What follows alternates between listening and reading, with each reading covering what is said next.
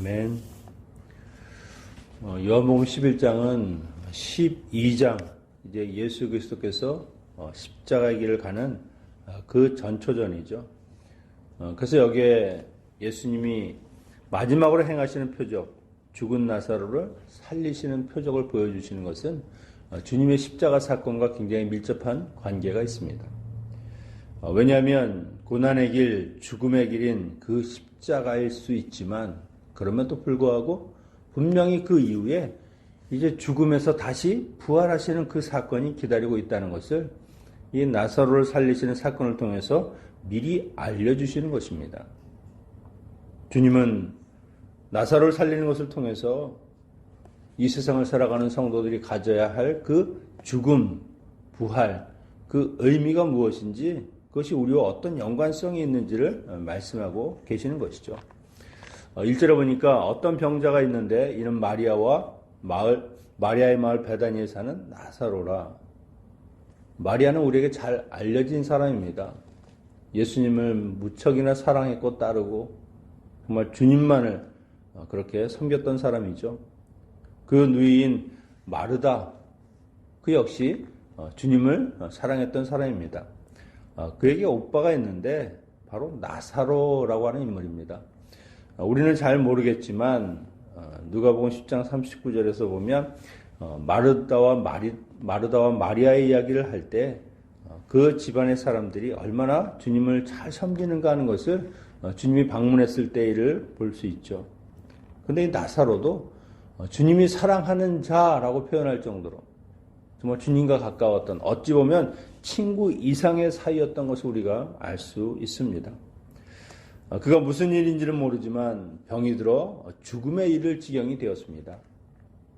주님께 사랑을 보내어 이 사실을 빨리 알고자 했죠. 3절에 보니까 주여 보시옵소서, 당신의 사랑하는 자가 병들었나이다. 이 사랑하는 자, 분명히 주님과 가까운 사람. 그래서 주님이 이 예루살렘에 오실 때 이 바로 예루살렘 성 옆에 있는 것이 베단입니다. 제자들과 자주 들렀고 거기서 쉬기도 하고 그랬던 사람인데 결국 그 아끼고 사랑하는 사람도 병에 걸리기도 하고 또 이후에 보면 죽기도 한다는 겁니다. 인간은 누구나 질병, 죽음 혹은 고난 이런 일들을 피해갈 수가 없다는 것이죠. 주님을 사랑하는 사람, 주님이 사랑하는 가까운 그이라 할지라도 역시 그런 인간이 겪어야 하는 모든 고통과 고난들을 우리는 겪을 수밖에 없다는 겁니다. 주님은 어떠십니까?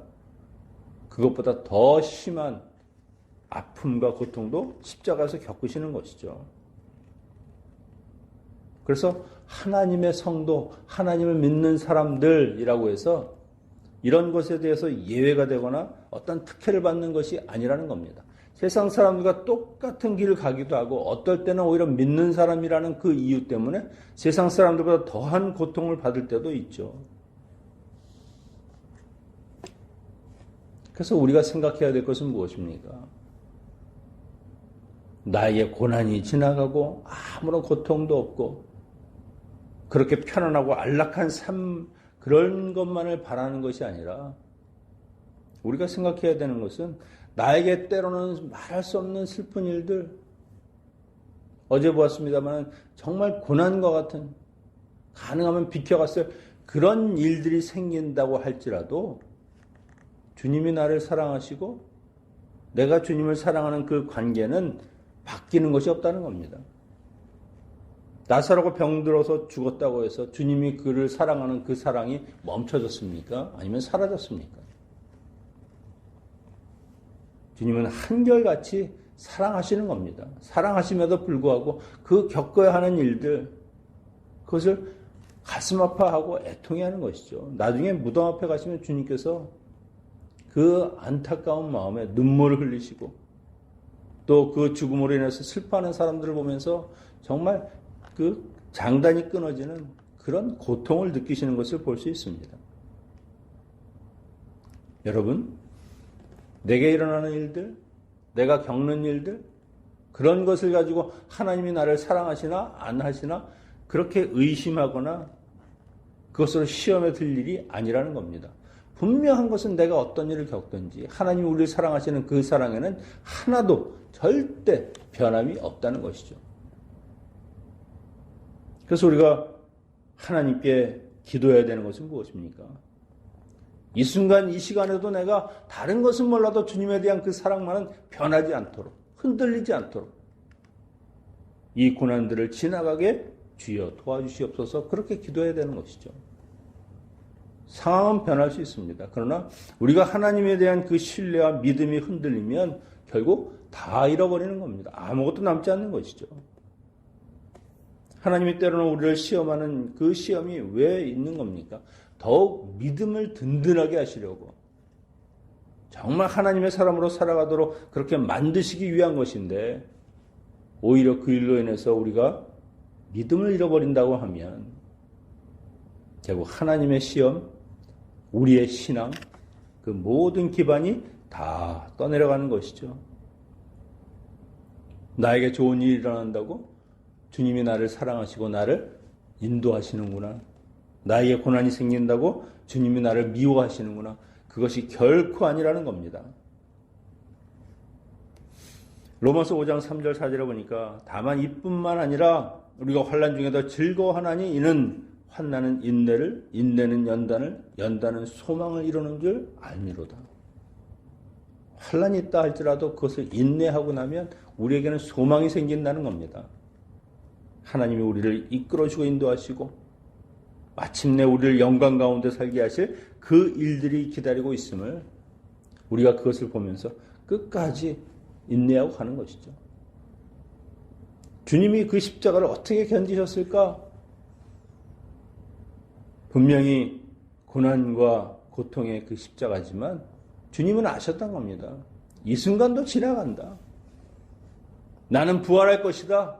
이 죽음을 이기고 이 모든 사망 권세를 이기고 내가 반드시 부활하고 그 부활을 통해서 나를 믿는 모든 자에게 기쁨과 소망과 안식을 줄 것이라는 그것을 아시니까 그 고통도 겪을 수 있고 그것을 참을 수 있는 겁니다. 만약에 그런 소망이 우리에게 없다고 하면 우리가 어떻게 이 어려운 시간들을 견딜 수 있습니까? 분명히 우리를 통해서 인내하게 하시고 그리고 그 일을 반드시 극복하고 승리하게 하시는 분이 주님이시라는 것을 잊지 마셔야 합니다. 주님은 이 소식을 들으시고 좀 이해가 안 되는 말씀을 하시죠. 4절에 보니까 예수께서 들으시고 이르시되 이 병은 죽을 병이 아니라 하나님의 영광을 위하며 하나님의 아들이 이로 말미암아 영광을 받게 하려 하심이라. 나사로의 그 병이 죽을 병이 아니라는 겁니다. 오히려 사람들에게는 하나님께 영광을 드러내고 자신에게도 영광을 되는 그런 병이라고 하는 것이죠. 주님이 날 때부터 소경된 자에게도 그런 말씀을 하셨지 않습니까? 이게 누구의 죄입니까? 부모의 죄입니까? 자신의 죄입니까? 누구의 죄도 아니라 오히려 그것을 통해서 하나님의 일을 보여주기 위함이다.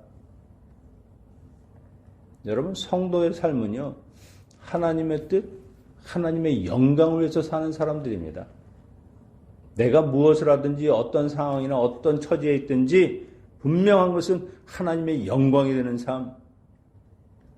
그래서 성공하는 사람들, 남들보다 높이 멀리 나가 있는 그런 사람들만이 하나님의 영광이 된다고 생각하지 마십시오. 오히려 그런 사람들보다 내가 낮고 천한 자리, 정말 힘들고 어려운 자리에서도 내가 믿음으로 살아가면서 하나님을 끝까지 찬양하는 그런 욥과 같은 사람, 혹은 많은 고난을 견뎠던 그 믿음의 선배들의 삶이 오히려 하나님께 영광이 되는 것이죠. 저런 상황 속에서도 하나님을 잃지 않고 끝까지 하나님을 찬양하는 그 신앙, 그 믿음이 대체 어디서 나오는 것일까? 인간으로서는 불가능한데 하나님이 그렇게 만드신다는 것이죠.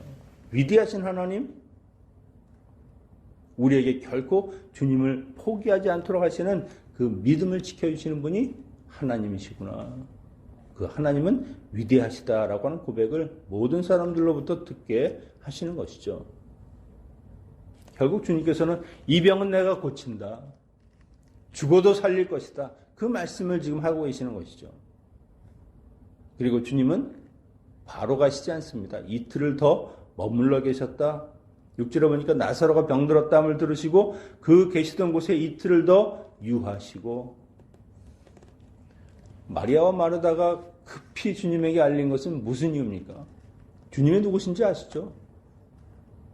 어떤 병자라도 살리시고 치유하시는 그 주님, 주님만 오시면 나사로가 아무리 힘들고 어려운 병이라도 다 나을 것이다. 그러니까 주님을 빨리 오도록 그렇게 사람에게 알린 겁니다. 그런데 주님은 이틀을 더 유하십니다. 거기만 특별한 일이 있는 것도 아니죠.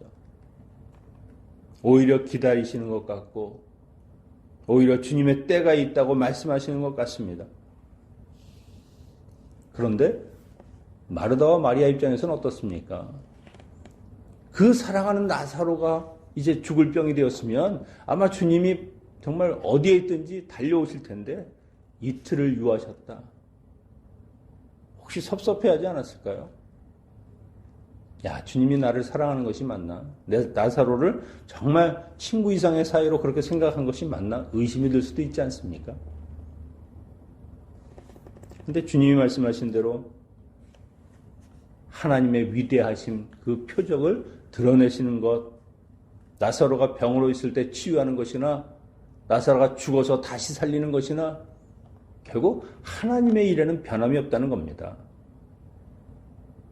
오히려 나사로와 그 가족들에게 힘들지 모르지만 죽은 나사로를 살리시는 걸 통해서 하나님의 위대하심, 전지전능하심을 보여줄 뿐만이 아니라 내가 부활과 생명의 주인이라고 하는 것을 말씀하고 계시는 것이죠. 그것을 증거하기 위함입니다. 여러분, 때로는 우리에게 왜 이렇게 더디고 왜 이렇게 응답이 안 되나?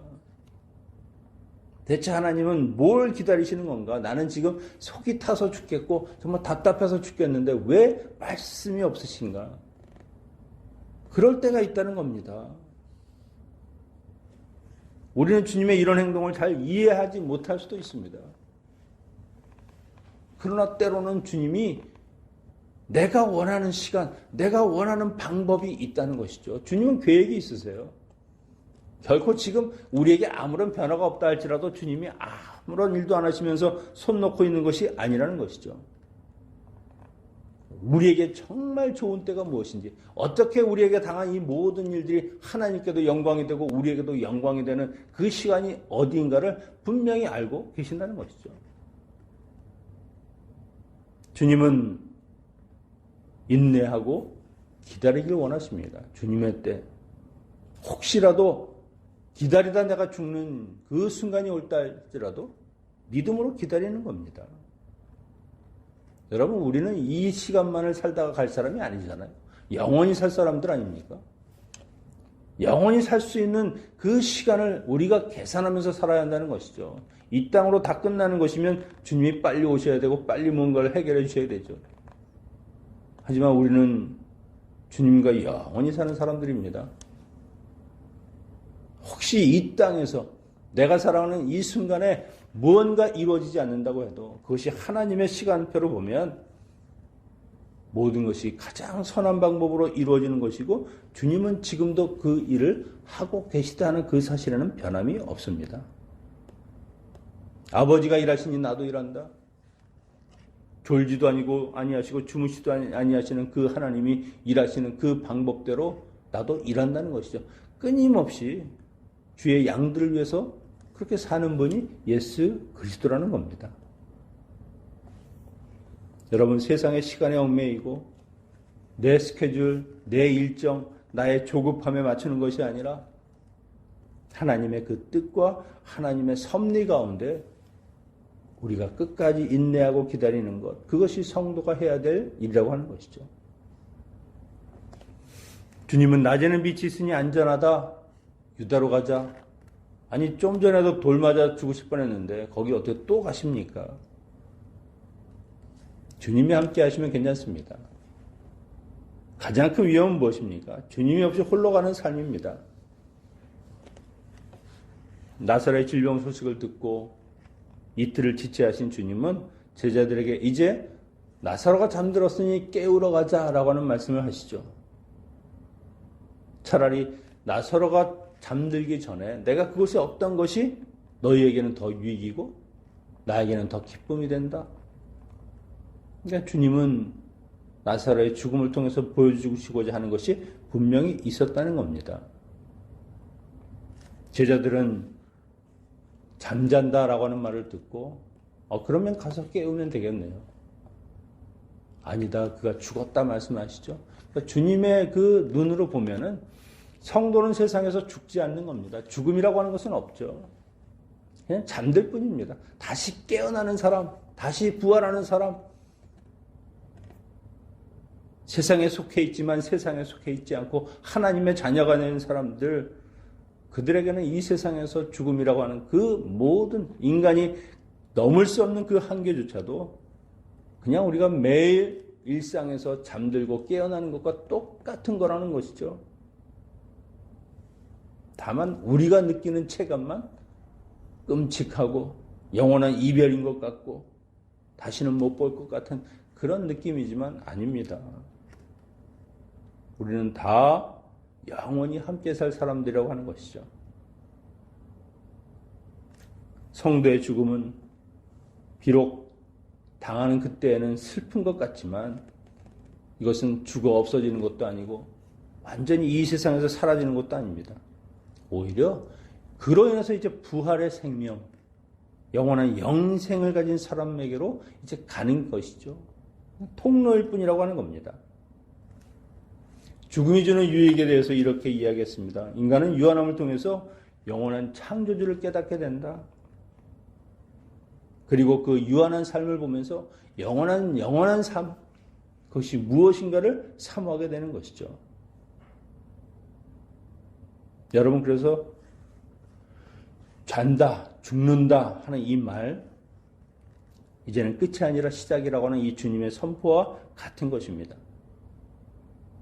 주님이 이제 나사로를 살리는 그 사건을 저희가 보게 될 텐데요. 여러분, 이 죽은 자를 살리는 사건을 통해서 과연 우리의 인생이 무엇인가? 나의 생명은 대체 누구의 것인가 하는 것을 잘 생각해 보시기 바랍니다. 도마는 유다로 가자는 말에 주님, 우리가 죽으러 가겠습니다. 어떤 의미인지 잘 모르죠. 주님이 지금 어떤 일을 하실 것인가? 주님과 함께 죽는다는 것, 십자가의 길이라고 하는 것을 그는 아직 모르고 있는 겁니다. 그러나 그 말은 맞죠. 주님과 함께 죽는 자만이 결국 주님과 함께 부활의 생명을 가지고 태어나는 것이기 때문에 여러분, 우리가 가는 길은 주님이 가신 그 길, 어떤 고난이라도 능히 우리가 주님이 가신다고 하면 따라가는 삶이 성도의 삶이고 제자의 삶입니다. 그런 사람들에게는 반드시 하나님 주시는 이 부활의 축복, 영원한 생명의 그 축복이 임하게 되는 것이니 오늘 내가 당하는 그 일들이 힘들고 어렵다 할지라도 여러분 포기하지 마시고 끝까지 인내하시면서 하나님이 우리를 아직도 사랑하고 계시는 그 손길들을 한번 살펴보십시오. 그러면 우리는 알게 될 것입니다. 아, 주님이 나를 사랑하고 계시는구나. 내가 어떤 상황이나 어떤 환경에 있는 것과는 상관없이 그 사랑은 변하지 않았구나 라고 하는 그런 깨달음으로 오늘도 주님이 주시는 그 힘과 능력으로 살아가시는 모든 성도님들 되시기를 축원합니다. 기도하겠습니다. 우리의 부활이요 생명이 되신 아버지 하나님, 저희들을 이 땅 가운데서 하나님의 자녀로 삼으시고 영원한 생명을 가진 자로 죽어도 살아가는 주님의 사람으로 만들어주시니 감사합니다.